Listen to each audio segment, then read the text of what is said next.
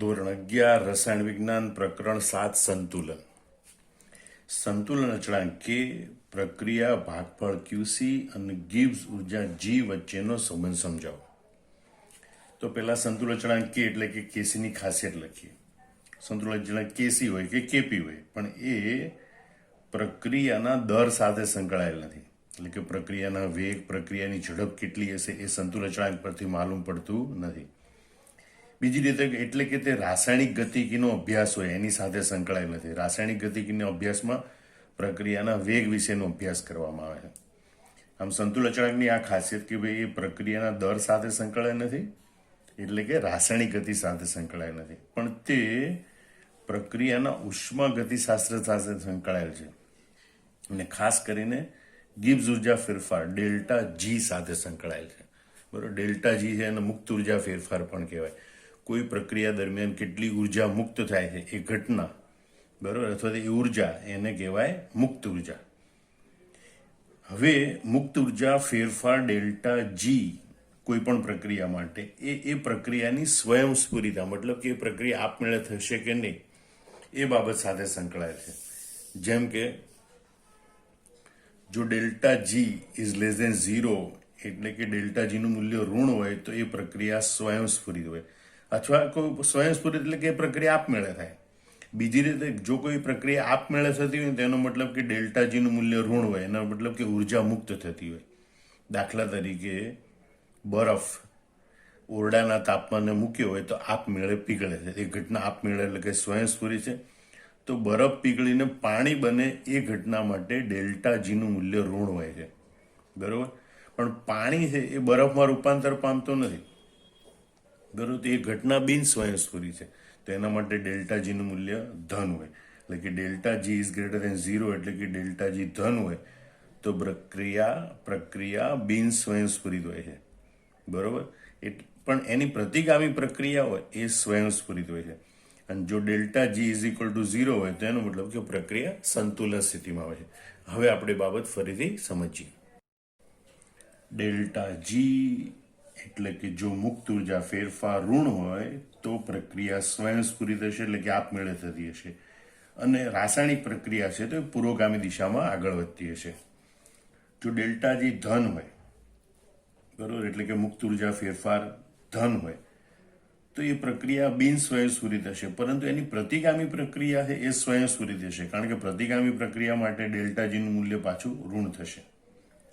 અને જો delta G એટલે કે મુક્ત ઉર્જા ફેરફાર શૂન્ય હોય તો પ્રક્રિયામાં સંતુલન પ્રાપ્ત થયું છે. પ્રક્રિયા પુરોગામી કે પ્રતિગામી કોઈ પણ દિશામાં આગળ વધતી હશે નહીં, કારણ કે પ્રક્રિયાને આગળ ધકેલવા માટે મુક્ત ઉર્જા બાકી હશે નહીં.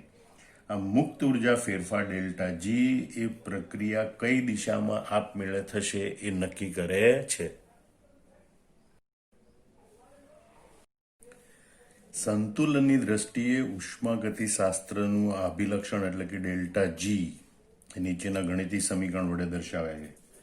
Delta G is equal to delta G0 plus RT ln QC. બરોબર, જ્યાં G0 એટલે પ્રમાણિત મુક્ત ઉર્જા,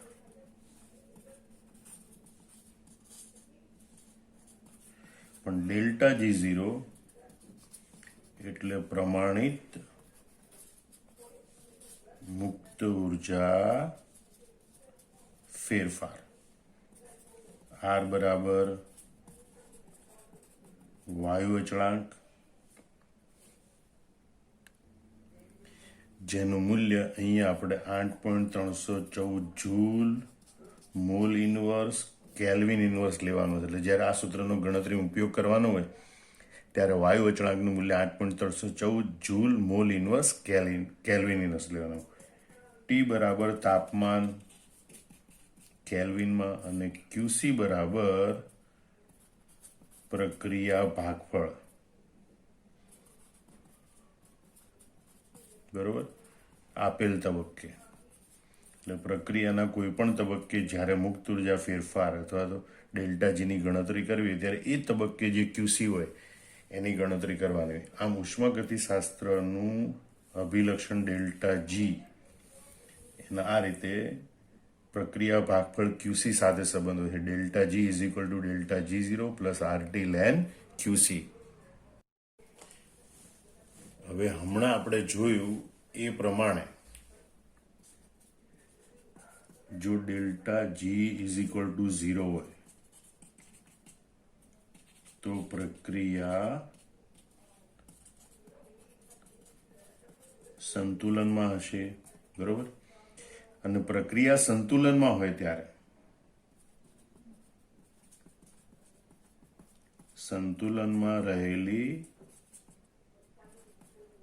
પ્રક્રિયા માટે પ્રક્રિયા ભાગફળ QC એ સંતુલન અચળાંક KC જેટલું થાય છે. બરોબર, સંતુલનમાં રહેલી પ્રક્રિયા માટે QC is equal two KC હોય છે. હવે આ કિંમતો ઉપરોક્ત સમીકરણમાં મૂકતા આ કિંમતોને આપણે ઉપરોક્ત સમીકરણમાં એટલે કે આ સમીકરણમાં મૂકીએ. માનો કે આપણે એને સમીકરણ 1 કહીએ તો સમીકરણ 1 માં મૂકીએ તો ડેલ્ટા G નું મૂલ્ય 0 એટલે કે 0 is equal to delta G0 plus RT ln QC ની જગ્યાએ લખવાનું KC, બરોબર. અને માટે delta G0 is equal to minus RT ln KC. આ એક અગત્યનું સમીકરણ મળ્યું અને આપણે સમીકરણ નંબર 2 કહીએ. જો આ ln KC ને બદલે log KC લખવાનું હોય તો અહીં આપણે 2.303 વડે ગુણવાનું, બરોબર. તો સમીકરણ આમ પણ મળે delta G0 is equal to minus 2.303 RT log KC, બરોબર. આ સમીકરણ છે એને આપણે સમીકરણ નંબર 3 કહીએ. ગણતરી માટે આપણે આ સમીકરણનો ઉપયોગ કરશે. દાખલાની ગણતરીમાં ડેલ્ટા G0 બરાબર માઇનસ 2.303 RT log KC એ સમીકરણનો ઉપયોગ કરવાનો રહેશે. હવે આ સમીકરણ 2 પરથી આપણે KC નું સૂત્ર કરતા બનાવવા જઈએ તો ln KC is equal to, બરોબર, delta G0 minus delta G0 by RT, બરોબર. ln KC is equal to minus delta G0 by RT અને પ્રતિ ઘાતાંક લેતા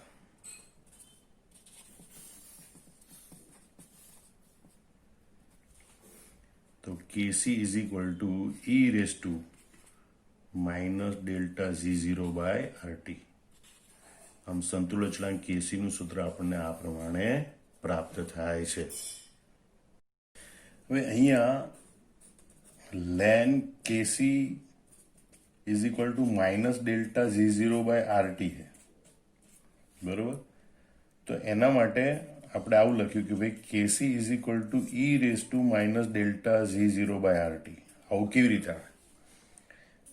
તો આપણે સામાન્ય રીતે ઘાત સ્વરૂપ લઈએ કોઈ પદ તો કે ભાઈ 2 ની 3 ઘાત, બરોબર, 2 ગુણ્યા 2 ગુણ્યા બરાબર 8.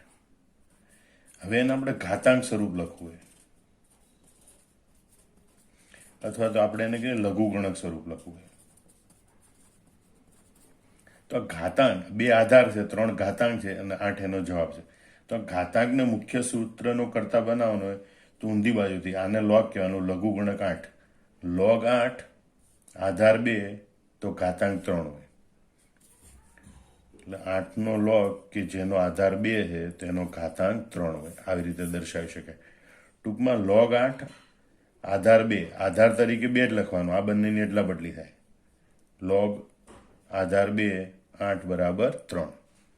એનાથી ઊંધું log 16 આધાર 4 બરાબર 2 હોય માનો કે, બરોબર. તેને પ્રતિ ઘાતાંક સ્વરૂપમાં લખવું હોય, બરોબર. એટલે કે સાદી ઘાત સ્વરૂપમાં પાછું લઈ જવું છે તો આપણે કે ભાઈ 4 આધાર છે, 4 આધાર ઘાતાંક 2 છે તો 4 ની 2 ઘાત બરાબર 16. આવી રીતે દર્શાવે, બરોબર. 4 ની 2 ઘાત બરાબર 16. હવે અહીં આપણે જોઈએ કે ભાઈ ln KC is equal to minus delta G0 by RT. તો અહીંયા ln લખેલું છે દર્શાવેલું નથી પણ આધાર તરીકે e હોય. દાખલા તરીકે log હોય તો આધાર તરીકે હંમેશા 10 હોય, એમ લેન હોય તો આધાર તરીકે હંમેશા અચળ મૂલ્ય ઈ હોય. હવે આધાર તરીકે જે ઈ છે એનો ઘાતાંક પદ તરીકે લખાય -Δ G0/RT અને એના જવાબ તરીકે આવે કેસી. અને માટે લખાય તમારે કે ભાઈ ઈની -Δ G0/RT ઇઝ ઇક્વલ ટુ કેસી, એટલે કે કેસી is equal to e⁻⁻Δ G0/RT. એટલે અહીંયા આવેલું, અહીંયા આધાર તરીકે ઈ ગણાય તો KC is equal to e⁻⁻Δ G0/RT. એ આવી રીતે આ જવાબ આવે છે, જેને આપણે કહીએ સમીકરણ નંબર 4. આ સમીકરણ 4 નો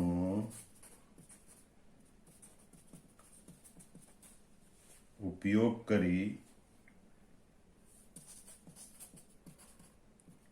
પ્રક્રિયાની સ્વયંસ્ફુરિતાને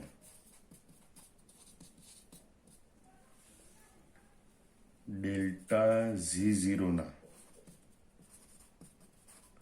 મૂલ્યોના સંદર્ભમાં સમજાવી શકાય છે. બરાબર. આ સમીકરણ 4 પ્રમાણે આપણે જોઈએ તો એના સંદર્ભમાં પ્રક્રિયાની સ્વયંસ્ફુરિતાને સમજાવી શકાય, જે આપણે આ પ્રમાણે ગણતરી કરી શકીએ. જો Δ0 ઇઝ લેસ ધેન 0 હોય, બરોબર, તો -Δ0, માઇનસ માઇનસ પ્લસ થઈ જાય એટલે -Δ0/RT એ ધન હશે. બરોબર. જો આ મૂલ્ય ધન હોય એટલે કે ઈ, એટલે કે ઈનું ઘાતાંક ધન હોય તો એનું મૂલ્ય 1 કરતાં વધારે હોય, અને તેથી એમ કહેવાય કે e⁻⁻Δ0/RT ઇઝ ગ્રેટર ધેન 1 થશે. બરોબર. એટલે કે k ઇઝ ગ્રેટર ધેન 1 થશે. બરોબર. જે એમ સૂચવે છે, આ બધી બાબતો એમ સૂચવે છે. એક તો પ્રક્રિયા પૂર્વગામી દિશામાં થશે, બીજું પ્રક્રિયા પુરોગામી દિશામાં થશે, બીજું પ્રક્રિયા સ્વયંસ્ફુરિત હશે, અને નિપજનું પ્રમાણ વધુ હશે. એટલે જો કોઈ પ્રક્રિયા માટે Δ0 લેસ ધેન 0 હોય ને તો k ઇઝ ગ્રેટર ધેન 1 મળે. જેમ સૂચવે છે કે પ્રક્રિયા સ્વયંસ્ફુરિત હશે, પ્રક્રિયા પુરોગામી દિશામાં આગળ વધતી હશે અને નિપજનું પ્રમાણ વિશેષ મળશે. આનાથી વિરુદ્ધ જો Δ0 ઇઝ ગ્રેટર ધેન 0, બરોબર, તો -Δ0/RT એ ઋણ થશે. Δ0 ગ્રેટર ધેન 0 એટલે ધન, એ ધન હોય તો માઇનસ મૂલ્ય મૂકીએ તો એ ઋણ થાય, એટલે -Δ0/RT એ ઋણ થશે. બરોબર. અને એટલે e⁻⁻Δ0/RT ઇઝ લેસ ધેન 1 થશે. કારણ કે ઘાતાંક ઋણ હોય તો એ છેદમાં જતું રહે, એટલે 1 કરતાં નાનું મૂલ્ય થાય. બરોબર. એટલે કે k ઇઝ લેસ ધેન 1 થશે. બરોબર. જે એમ સૂચવે છે કે પ્રક્રિયા બિન સ્વયંસ્ફુરિત હશે, આપમેળે થતી હશે નહીં. બરોબર. હા, એની પ્રતિગામી પ્રક્રિયા આપમેળે થતી હશે. એટલે કહેવાય કે પ્રક્રિયા પ્રતિગામી દિશામાં આગળ વધશે અને નિપજનું પ્રમાણ એ ઘણું ઓછું હશે. આ પ્રમાણિત મુક્ત ઉર્જા ફેરફાર Δ0 છે, એના સંદર્ભમાં આ રીતે અર્થઘટન કરી શકાય કે જે Δ0 ઇઝ ગ્રેટર ધેન 0 હોય તો k ઇઝ લેસ ધેન 1 મળે. સંતુલન અચળાંકનું મૂલ્ય ઓછું, મતલબ નિપજનું પ્રમાણ ઓછું. એટલે કે પ્રક્રિયા બિન સ્વયંસ્ફુરિત હશે, બરોબર, પ્રક્રિયા પ્રતિગામી દિશામાં આગળ વધતી હશે અને નિપજનું પ્રમાણ ઘણું ઓછું હશે. આમ સંતુલન અચળાંક કે પ્રક્રિયા ભાગફળ QC અને મુક્ત ઉર્જા ફેરફાર ડેલ્ટા જી એની વચ્ચેનો સંબંધ આવી રીતે સમજી શકાય. આ જવાબ બરોબર મોઢે કરી અને પછી નોટબુકમાં જાતે લખી નાખવાનો. જય સ્વામિનારાયણ.